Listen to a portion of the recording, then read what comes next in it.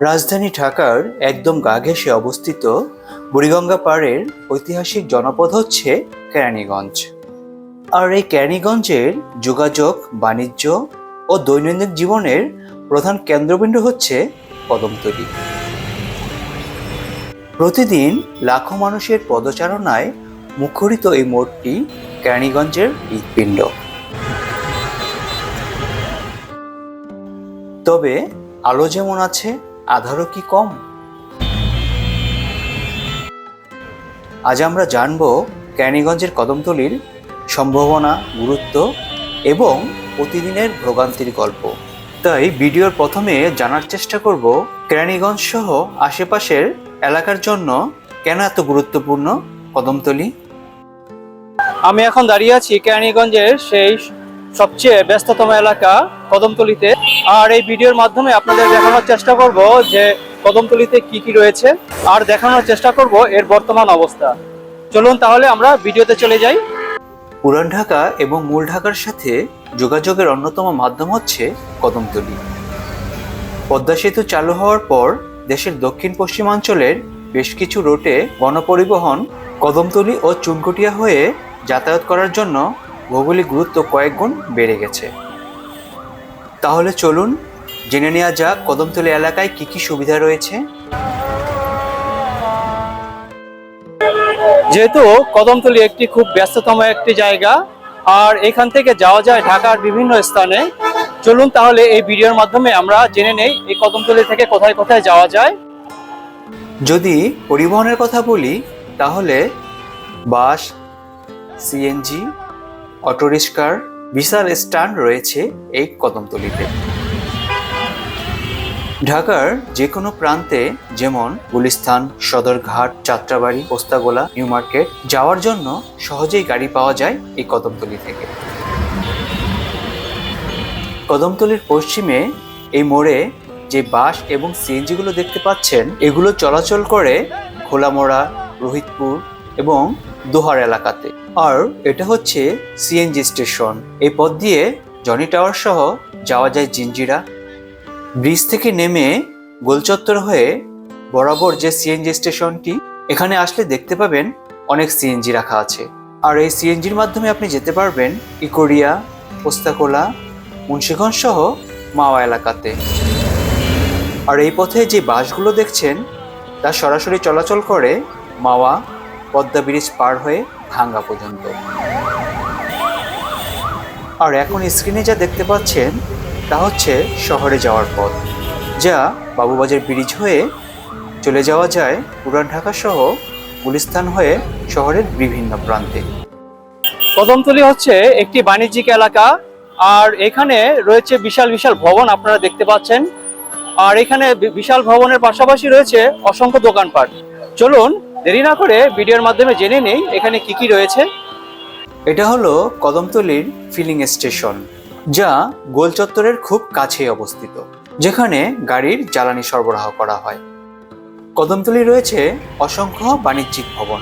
এটা হচ্ছে সৈমন্তী টাওয়ার, যার ভিতরে রয়েছে ক্যাম্বিয়ান স্কুল অ্যান্ড কলেজ, রয়েছে কমিউনিটি সেন্টার সহ আরো অনেকগুলো দোকান। আর এর ঠিক উল্টো পাশে রয়েছে আরো একটি বিশাল ভবন, যার নাম হচ্ছে লায়ন শপিং মল, যেখানে রয়েছে শপিং মল সহ আধুনিক ডিজিটাল সিনেমা হল, রয়েছে বাচ্চাদের জন্য গেমিং পয়েন্ট এবং শরীর চর্চার জন্য রয়েছে বিশাল এক জিম। যেহেতু কদমতলী একটি বাণিজ্যিক এলাকা, তাই এর আশেপাশে রয়েছে অসংখ্য দোকানপাট, রয়েছে কয়েকটি ব্যাংক, আর এখানে দেখা যাচ্ছে আয়কর বিভাগের অফিস। তবে কদমতলী আসলে আপনি দেখতে পাবেন সবচেয়ে যে বেশি দোকান তা হচ্ছে টাইলসের দোকান। রাস্তার দুপাশে অসংখ্য টাইলসের দোকান আপনি এখানে আসলে পেয়ে যাবেন, যেখানে বাহারি রঙের টাইলস রাখা আছে। যদি চিকিৎসা সেবার কথা বলেন, এখানে রয়েছে একাধিক চিকিৎসালয়। এর মধ্যে সবচেয়ে বেশি জনপ্রিয় হচ্ছে ইবনে সিনা ডায়াগনস্টিক অ্যান্ড কনসালটেশন সেন্টার, যেখানে প্রতিদিন অসংখ্য রোগী আসে চিকিৎসা নিতে। এছাড়াও এখানে রয়েছে প্রেসক্রিপশন সেন্টার, মেডিস্টপস, আরও অসংখ্য চিকিৎসালয়। খাবারের কথা যদি বলেন তাহলে এখানে রয়েছে অসংখ্য খাবারের দোকান, বেকারি আইটেম সহ এখানে রয়েছে বিরিয়ানির দোকান, পিৎজা ও অসংখ্য রেস্টুরেন্ট। আর রাস্তার বাম পাশে দেখতে পাবেন অসংখ্য ফলের দোকান, যেখানে বিক্রি হয় দেশি মৌসুমী ফল সহ বিদেশি অনেক ফল।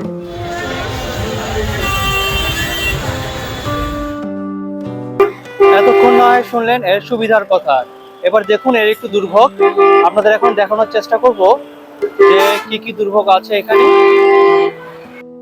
কদমতলী এত সম্ভাবনাময় একটি স্থান হলেও এখানে দুর্ভোগ এবং অনিয়ম কিন্তু কম নয়।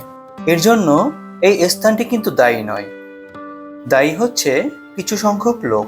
আমরা শুধু কদমতলীর এই স্থানটিকে দোষারোপ করে থাকি, কিন্তু একটু চিন্তা করে দেখুন রাস্তার মাঝে এই সমস্ত ময়লা কে ফেলছে?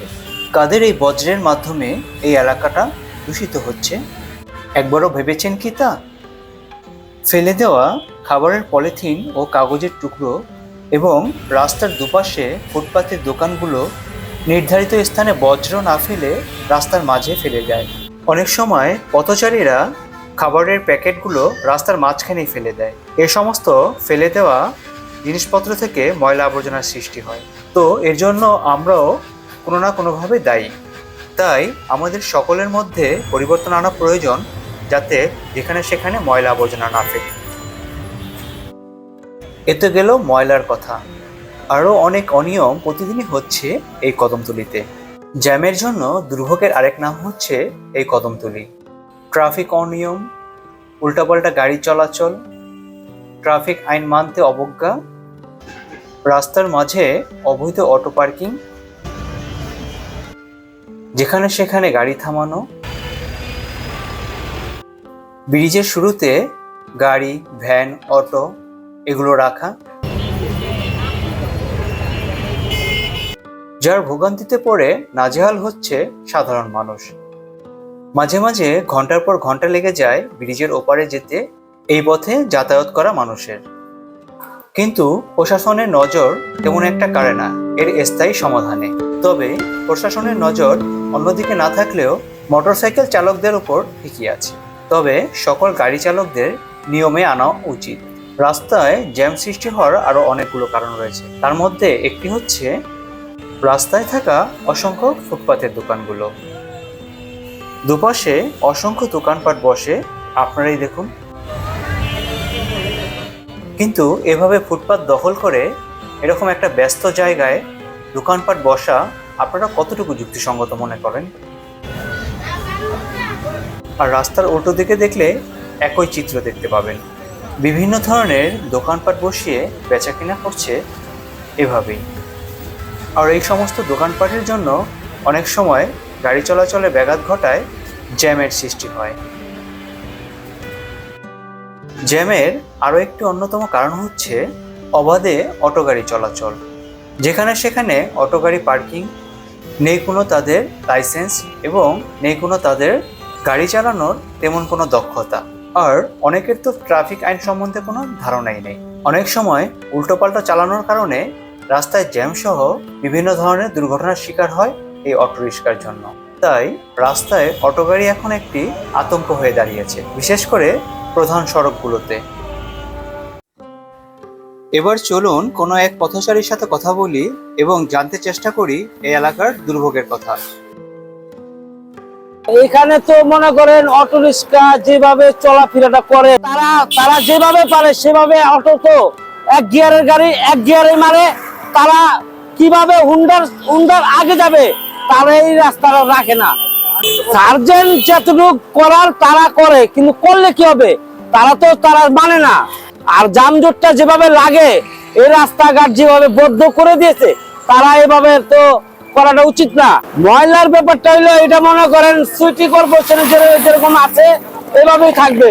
তারা কর্মস্থানে তারা কাজ করতেই আছে, তাদের কাজের কোনো শেষ না। সারা বাংলাদেশের মানুষের একটা স্থান থাকে, স্থানের মতন ময়লাটা ফেলে দিবে, তারা নিয়ে যাবে, তাদের এই যে কর্মস্থান।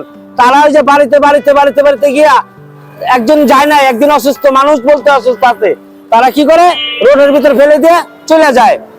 তারা এই চিন্তা ভাবনা করে না যে রোডঘাট নষ্ট হয়ে যেতেছে, জনগণের কষ্ট হইতেছে, তারা এই জিনিসটা বুঝছে না। পরিশেষে বলা যায় যে শত অন্ধকারের মধ্যেও কদমতলী যেন এক কেরানীগঞ্জ মানুষের জন্য আশার আলো। আর আধুনিক কেরানীগঞ্জ গঠনের জন্য এর গুরুত্ব অপরিসীম। শত অসুবিধার মধ্যেও এজন্য এক কেরানীগঞ্জবাসীর জন্য আশীর্বাদ। তো আপনার কি মতামত এই কেরানীগঞ্জ নিয়ে? কমেন্টসে আমরাও জানতে চাই। আর আপনাদের কাছে আশা করছি আমার এই নতুন চ্যানেলটি সবাই সাবস্ক্রাইব করে দিবেন আরো নতুন ভিডিও পেতে। ধন্যবাদ, ভালো থাকবেন।